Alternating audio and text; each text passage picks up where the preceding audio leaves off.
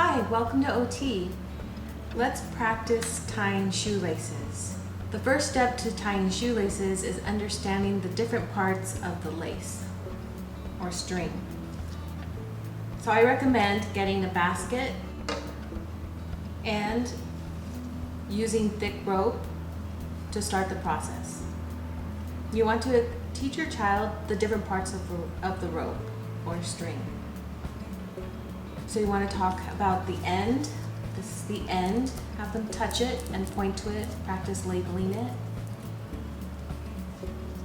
Here's the end. And you want to talk about how there's two of them. 1, 2. And whichever colors you use, you want to talk about the colors. Blue, brown. Then you can demonstrate making a tie and talk about the parts of it. This is the middle, and these are the strings. 1, 2. You can have them start practicing by untying first. So grab the middle and pull. Only grab one string or one rope. Pull, pull, pull. Very good. And you can demonstrate cross. Which one's on top? Which one is on top? The blue one. Okay, the blue one needs to go in the hole.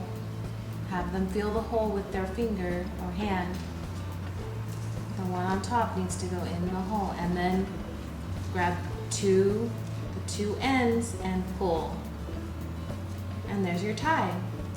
All right. Have your child practice untying. Point to the middle. That's the middle.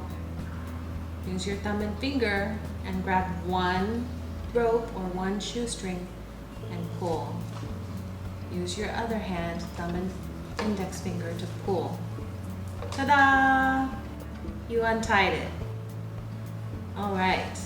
So once your child is comfortable with the parts that you're working with and is good at untying and understanding that the middle of the string that's tied needs to be pulled to untie it, then you can begin working on tying. Many children get frustrated when they're using their fine motor skills to learn how to tie. So to help them calm down, you can remind them that they can slow down and they can watch you. So make sure you demonstrate. You're going to put the blue one on top of the brown one.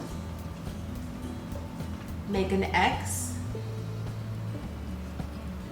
And which one is on top? The blue one. So the blue one goes in the hole. Grab both ends or both strings and pull. Ta-da! You tied it. All right. You can demonstrate a few times and then have your child practice. So let's do that again. Put one string on top of the other. Make an X. So you can see the X. Your child should be familiar with the letter X, and that will help them be able to visualize and create this pattern.